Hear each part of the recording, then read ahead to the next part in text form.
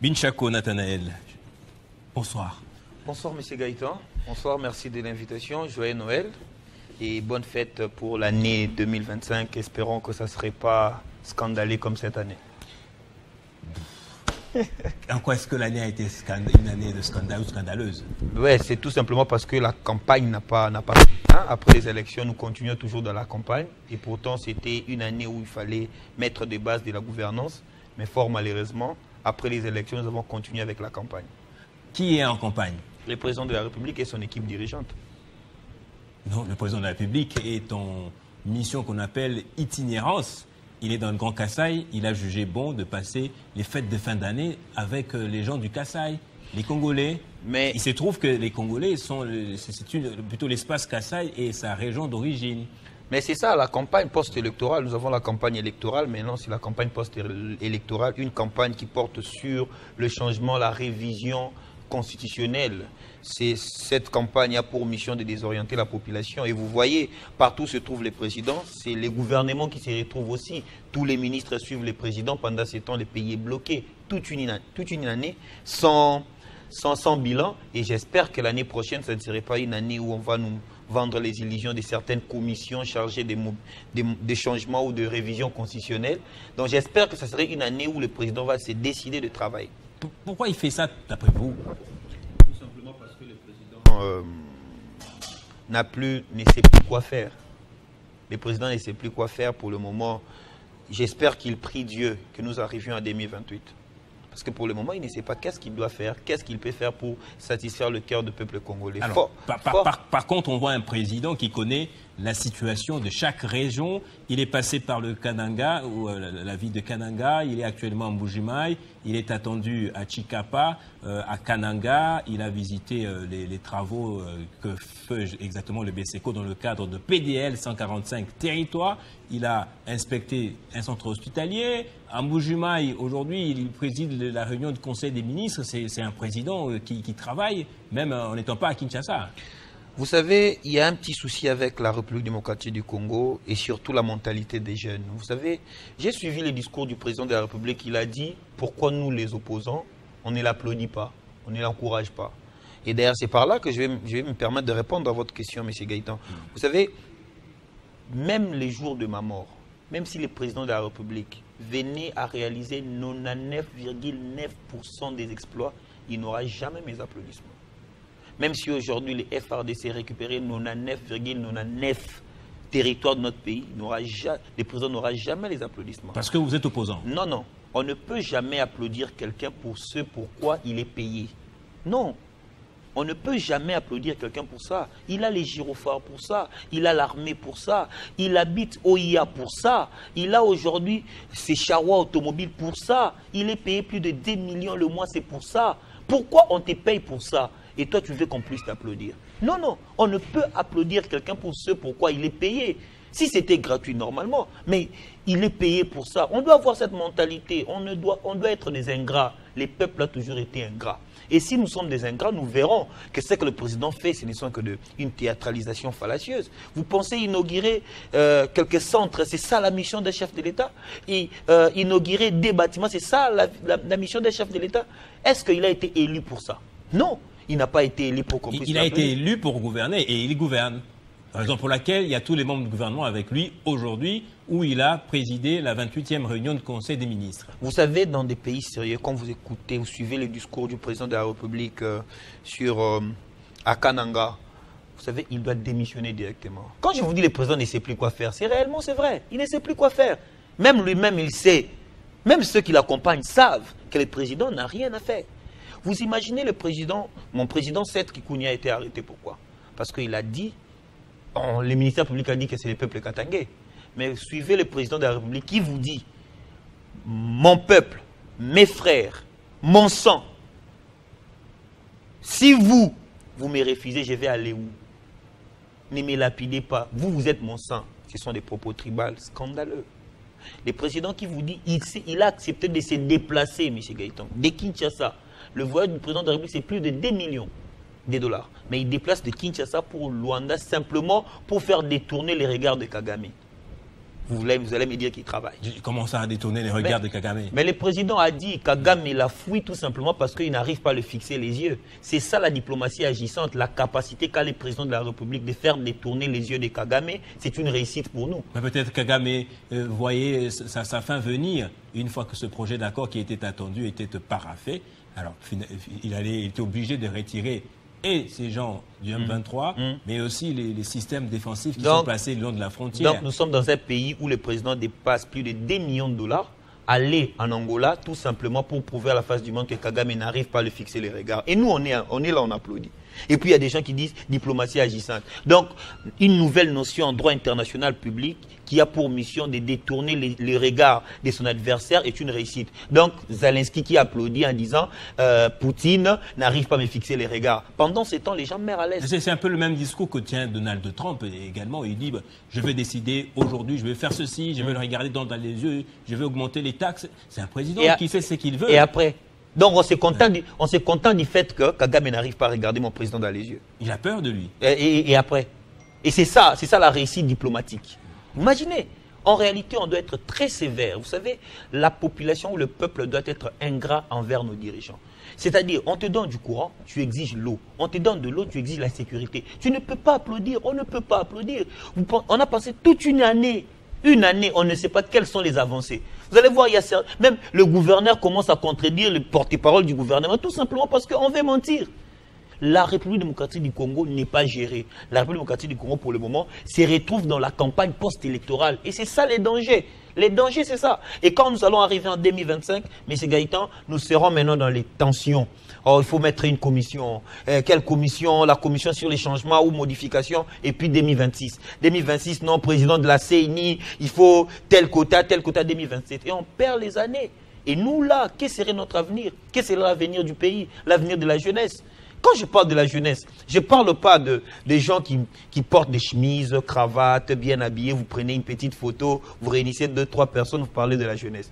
Je parle de ceux qui traversent des moments difficiles. Hein. Ceux-là qui ne vivent qu'avec le pari sportif. Ceux-là avec qui vous discutez comme ça, sans Dieu, ils ne peuvent plus exister. Ceux-là, vous imaginez, nous sommes dans un pays, M. Gaëtan, où les enfants des militaires sont considérés comme des démunis. Un ministre qui se réveille un beau matin et vous dit « Aujourd'hui, j'ai dîné, j'ai mangé pendant la fête de Noël avec les enfants des militaires qui se considèrent aujourd'hui comme des démunis. » Quel ministre? Je parle du ministre de la Jeunesse. Noëlla, bien évidemment. Oui, je parle du ministre de la Jeunesse. Peut-être parmi les enfants de militaires, il y en a qui sont des enfants... Ce n'est pas elle. Sont ce n'est pas elle. Je ne parle pas d'elle comme l'acte. Oui. Mais je parle plutôt de ces comportements que nous avons. C'est-à-dire dans un pays où vous avez des enfants de militaires qui sont considérés comme des démunis. C'est impossible. Son père se bat pour le pays. Son père laisse sa vie pour le pays. Et lui, aujourd'hui, se considère comme démuni. Donc, à la fin de l'année, il y a des organisations, il y a des ministres, des autorités de ces pays qui se donnent le luxe d'acheter quelques vivres pour aller donner à ses enfants.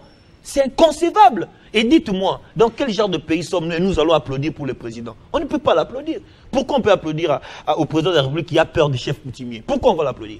Comment ça, il a peur du chef coutumier? Mais le président l'a dit. Il a dit qu'il veut créer, il a voulu réaliser quelques ouvrages là-bas au Kasaï et on l'a envoyé les abeilles.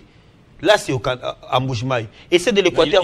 Il a dit ça, c'était à Kananga, oui. Oui, c'est de l'Équateur, vont dire quoi? Il va dire quoi? À l'Équateur, il n'y a pas moyen de créer cette université qu'il avait promis, tout simplement parce qu'il y a les Nzombo, il y a les Mungusu qu'on envoie là-bas. Ici à Kinshasa, il va dire quoi? Que les chefs coutumiers d'ici lui envoient des moustiques et des mouches, voilà pourquoi il n'arrive pas à réaliser.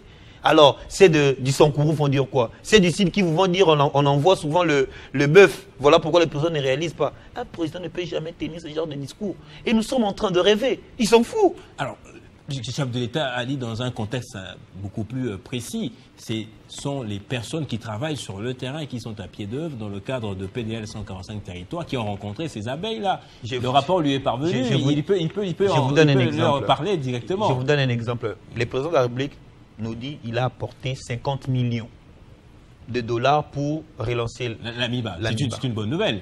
C'est une mauvaise nouvelle. Mais comment ça? Là-bas dans le Kasaï, on ne jure que par la construction de la route Kalamba-Mbouji. On parle de la relance de la MIBA, on parle de l'eau, de l'électricité. Kalamba-Mbouji va être justement praticable en 2025. Quant à l'autre projet, l'Amiba, il a 50 millions de dollars. C'est déjà bon. Écoutez, l'Amiba, on a déjà décaissé l'argent pour l'Amiba. Quand? Déjà, au gouvernement passé, on a décaissé l'argent pour l'Amiba, on a détourné ça. Mais dites-moi, comment le président peut apporter 50 millions? C'est les présidents ou c'est les gouvernements? C'est déjà fou.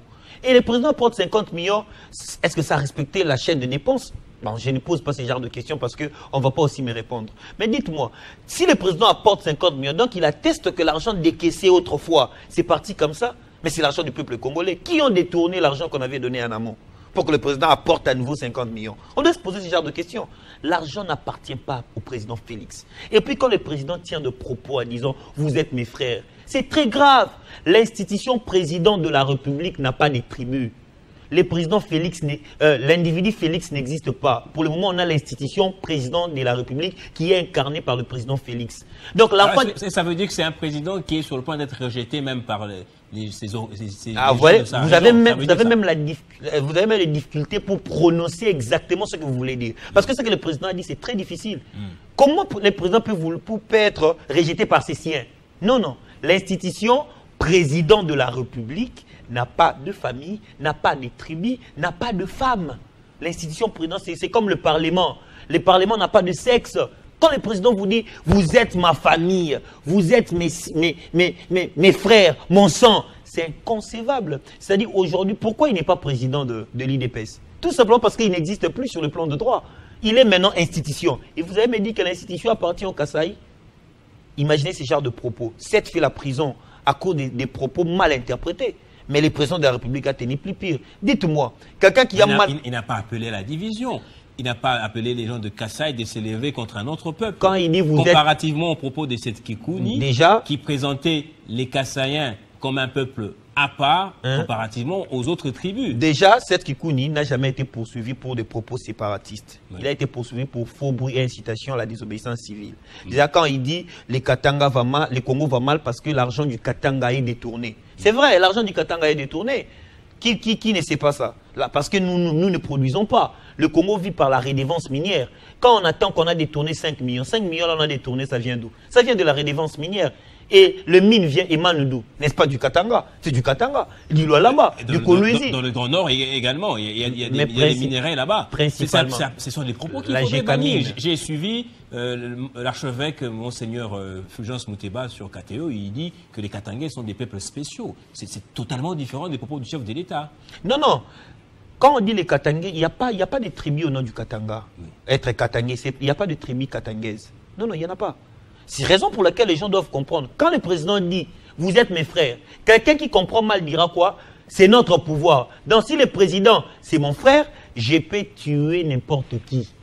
Parce que le président c'est mon frère. Moi ici, j'aimerais seulement m'adresser à vous, M. Gaëtan, comme jeune, et à ceux qui me suivent. Le président Félix n'a plus de projet. Son unique projet maintenant, c'est le changement de la Constitution pour se maintenir avec la force. Parce que déjà, aucun domaine, je peux lancer le défi à qui que ce soit, aucun domaine où le président de la République est venu innover. Ça n'existe pas. Ici, il nous dit gratuité d'enseignement, gratuité de maternité, mais il tue les Koulouna. Mais imaginez un peu, vous encouragez les gens à mettre au monde gratuitement, mais vous tuez ceux qui souffrent de la délinquance. Et pourtant, ils sont délinquants parce que la plupart sont des chégués. Ils sont des chégués parce qu'il n'y a pas la pupille de l'État. Et vous dites non, on doit les exécuter. Et vous exécutez ces gens-là et vous exigez à leurs parents de mettre encore au monde gratuitement. Vous voyez comment est la politique. Imaginez, en 2050, nous aurons quel type de génération? Ici, de la gratuité d'enseignement, de la maternité gratuite, du système LMD. Et dites-moi, 2050, quel type de Congolais? Vous serez grand-père en 2050 et vous allez regarder certains journalistes qui viendront après vous. C'est vrai que je ne vous ai pas appelé pour commenter cette rencontre de Kabila et de Moïse Katumbi à Addis Abeba, où ils ont justement discuté de la crise en RDC. Ils ont dit qu'il y a une crise grave, politique, sécuritaire, économique sur tous les plans de la vie. Et parallèlement, la SENCO a lancé un appel à la classe politique et sociale à venir le rejoindre dans ce qu'ils appellent le pacte social du bien vivre et du bien-être, etc. Est-ce que vous pensez que ça peut être une solution? La solution, c'est la prise de conscience d'abord de victimes directes de cette situation que nous vivons. Et le victime direct, c'est la jeunesse extra-système. La jeunesse extra-système est victime de ça. La rencontre entre Moïse Katumbi et Kabila, c'est une bonne chose parce que Kabila, c'est l'ancien chef de l'État et Moïse Katumbi, c'est le deuxième challenger de Félix parce que nous l'avons soutenu en 2023. Mais je ne veux pas vraiment vouloir commenter l'actualité politique sans toucher les problèmes sociaux auxquels nous faisons face. Le victime aujourd'hui, c'est la jeunesse. Quand il faut mobiliser, c'est la jeunesse. Et ce n'est pas la jeunesse du système, mais c'est la jeunesse extra-système qu'il faut mobiliser. Quand il faut chanter, c'est cette jeunesse-là. La plupart partent à la Tchangou, parce qu'ils savent que là-bas, notre taux de pauvreté est vraiment élevé. Quand il faut chanter, c'est la jeunesse. Quand il faut danser, c'est la jeunesse. Quand il faut marcher, manifester, c'est la jeunesse. Mais quand il s'agit de postes, ce n'est plus la jeunesse, c'est plutôt leurs enfants et autres. Quand je dis leurs enfants, je parle de toutes les couches, hein. Je parle et de l'opposition et de la majorité. La plupart de leurs enfants étudient en Europe. Mais c'est nous qui vivons, qui étudions à l'UNIKIN, qui connaissons les Lidabo, qui vivons, qui étudions à l'UPEN, qui vivons dans des conditions difficiles. Il est temps d'arrêter d'être manipulés. Il est temps maintenant de s'élever et d'être les acteurs et non les téléspectateurs. Kabila, Katumbi se sont réunis. Tshisekedi veut mettre des plans machiavéliques. Mais ça va se jouer entre nous. C'est nous qui allons décider quel sera demain. C'est lui qui aura la capacité de mobiliser. Le peuple dont on parle, c'est la jeunesse. Parce qu'aujourd'hui, nos parents, la plupart ne sortent plus dans la rue. C'est des 18 à 20 ou à 30 qui vont mobiliser. Et cette jeunesse-là, c'est elle qui est victime. Et c'est à elle maintenant de décider quel sera son avenir demain. Lumumba et les autres étaient jeunes, ils ont fait leur part. Mais nous aussi, on doit arrêter la manipulation et s'élever. Moi, je pense que pour le moment, les débats n'est plus pour Fayoulou, Katumbi et les autres. Les débats, c'est maintenant la nouvelle génération. Et ils vont nous soutenir si nous prenons conscience. Parce que je pense que pour le moment, ils jouent leur dernière carte. La dernière carte, c'est la dernière classe politique qui n'avait pas encore géré, c'était l'IDPS. Ils sont en train de partir. Mais il y a les débats sur la réforme constitutionnelle qui pourra nous conduire à un glissement. On pourra avoir les mêmes acteurs qui continueront.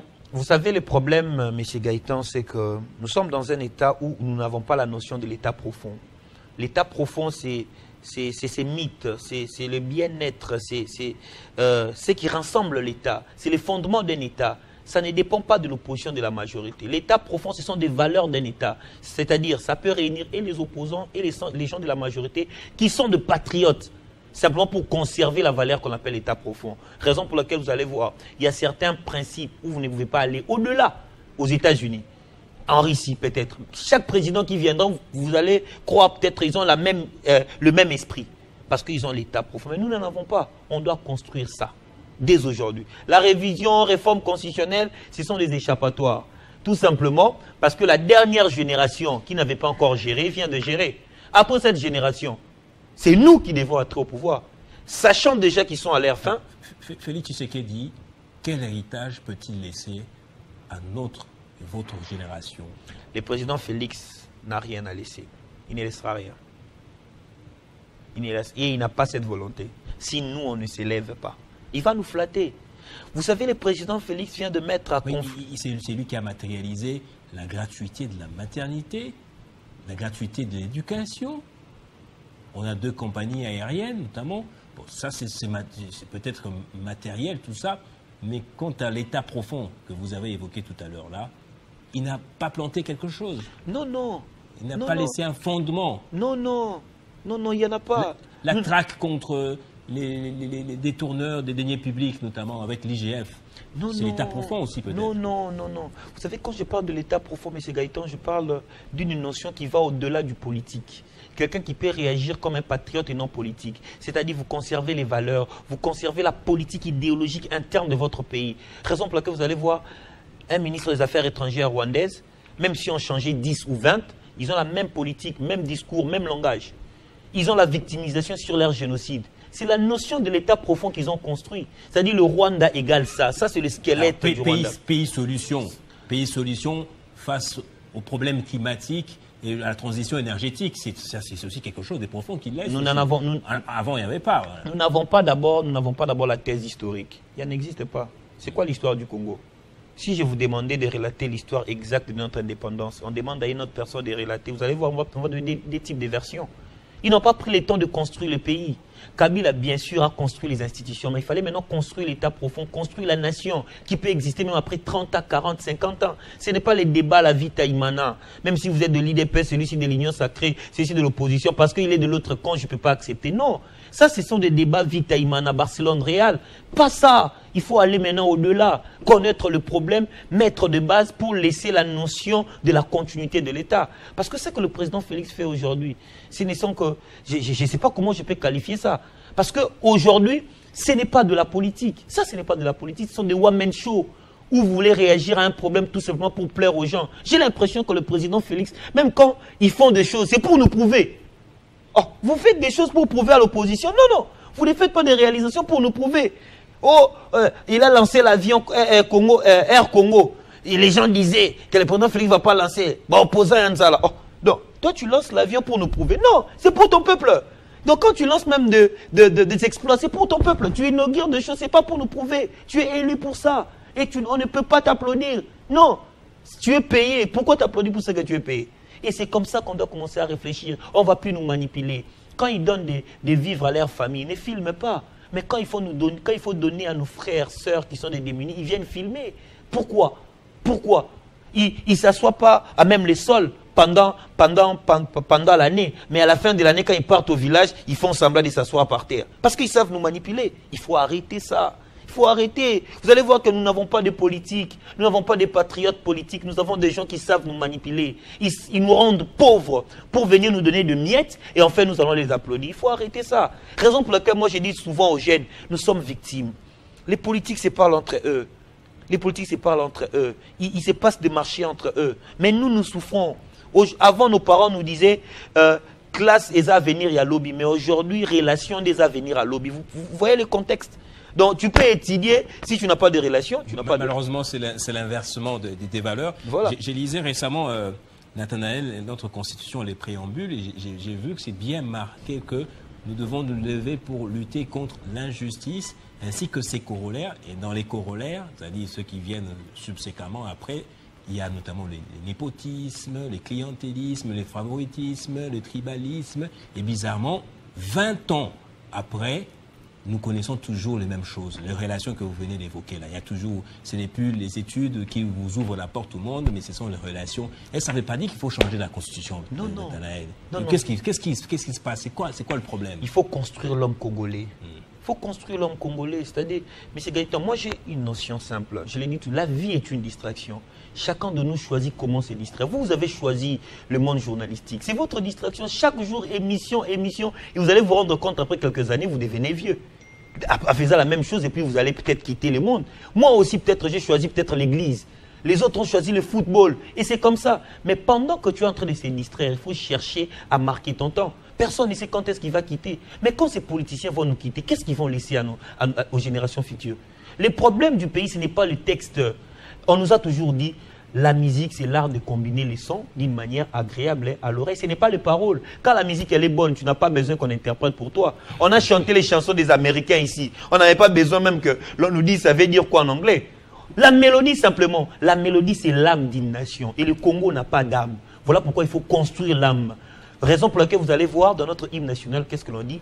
Unis par les sorts. Nous sommes unis au hasard. Alors, il faut chercher à nous consolider. Il faut chercher ce sort-là. Il faut chercher ce sort-là à nous consolider. Alors, parce qu'ailleurs, on parle toujours des pères fondateurs, des pères de l'indépendance. Nos pères, en fait, est-ce qu'on a vraiment eu des vrais pères qui ont posé le jalon de ce Congo-là? Si le Congo est un projet, le projet de créer une nation congolaise et ensuite bâtir un pays puissant au sein de l'Afrique.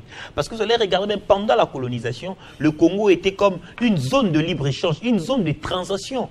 Vous voyez? Et c'est la mission du Congo, créer une nation et ensuite un pays puissant. Et raison pour laquelle aujourd'hui nous devons continuer avec sa forme, malheureusement, le président Félix aussi a raté. Et nous qui venons après, nous devons avoir maintenant un projet clair. Vous savez, je vais vous dire, vous savez comment je suis devenu porte-parole de Seth Kikuni? Comment d'abord vous êtes devenu politicien? Je suis curieux de savoir, Nathanaël. Comment vous êtes devenu politicien? Non, j'ai fait la politique tout simplement quand j'ai compris la vision de nos pères fondateurs. Et toutes les personnes qui viennent après ici ne comprennent pas cette vision-là. Qui sont ces pères fondateurs? C'est-à-dire les pères de l'indépendance. Pour moi, je prends Maloula. cardinal Maloula. Après lui, je prends les vieux Moboliko et les autres. Patrice Emery Lumumba viendra, c'est lui qui est mon icône, je ne vais pas les citer pour que les gens disent que je suis tribal. Et c'est comme ça que j'ai compris. C'était quoi la mission? Il n'y a presque pas des gens parmi les pères fondateurs. Non. Ces pères fondateurs, ce sont eux qui ont dirigé par après aussi. Non, c'est-à-dire les gens qui avaient la vision de l'indépendance n'ont pas dirigé le pays. Non, ils n'ont pas dirigé. Vous allez, si vous suivez les discours de Lumumba, quand il parlait de partis politiques, ils avaient une vision, même du gouvernement, il disait, obtenons l'indépendance, et ensuite, soyons ensemble et nous allons diriger après. Je voulais parler de comment je suis devenu porte-parole de SET. Ouais. Je suis devenu porte-parole de SET par un concours. Ah bon? Oui. Et je l'ai dit, le président SET est en prison. S'il aura l'occasion de suivre ça, il va voir. C'est par concours. Nous sommes arrivés, on a adhéré au parti. Et puis, il nous a demandé qui veut être qui. Moi, j'ai postulé, j'ai dit, moi, je vais être porte-parole. On était plus de 10. On a postulé, il nous a donné des tests. Le concours a consisté à quoi? Le concours consistait, il nous donne des thématiques et face à nous, il y a des journalistes pour défendre cela. On répondait à chaque crise. On a pris des exemples de la France, des États-Unis. Pendant des crises, on a débattu même sur Kabila pendant des crises. Et dans ces moments de crise, qu'est-ce qu'un porte-parole peut faire? Sur des faux plateaux? Oui. Alors je ne connaissais pas cette.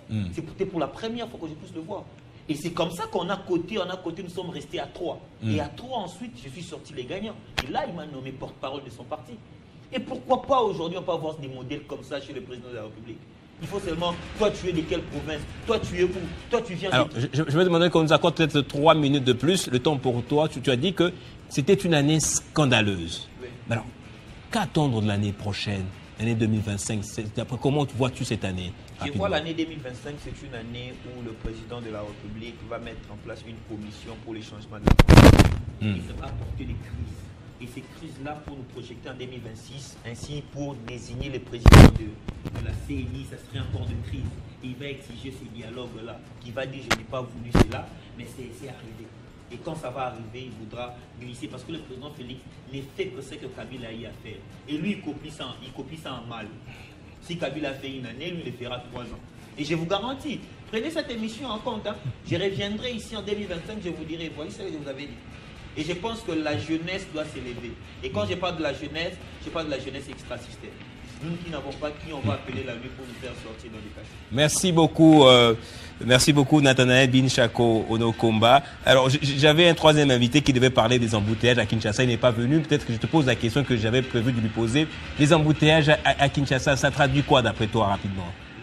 L'absence de la politique routière au niveau de la province de Kinshasa. Ouais. Ce n'est pas le ministre déjà des Transports national. Je parle d'abord au niveau de la Kinshasa. province. Ce n'est pas le chef de l'État aussi. Non. Merci. Mais ce n'est pas le chef de l'État, mais c'est son régime. Dans MPR modernisé. Ouais. C'est pas le MPR en tout cas. C'est modernisé. Non, pas du tout. Le MPR, c'était le parti État à l'époque. Voilà. C'était Binchako Onokomba. Un dernier mot. Je pense que merci pour l'invitation. La jeunesse doit lever les yeux. Et aujourd'hui, nous sommes victimes. Et c'est nous qui détenons le pouvoir. Si on se laisse manipuler, nous allons encore souffrir après autant d'années. Quand j'ai dit cela, c'est à connaissance de cause. Les politiques. Merci. Merci beaucoup à vous d'avoir suivi ce numéro de Kin Direct. C'est la fin. Je vous donne rendez-vous le vendredi prochain. Mais sinon, retrouvez-moi dans le journal de 20h demain samedi. Au revoir.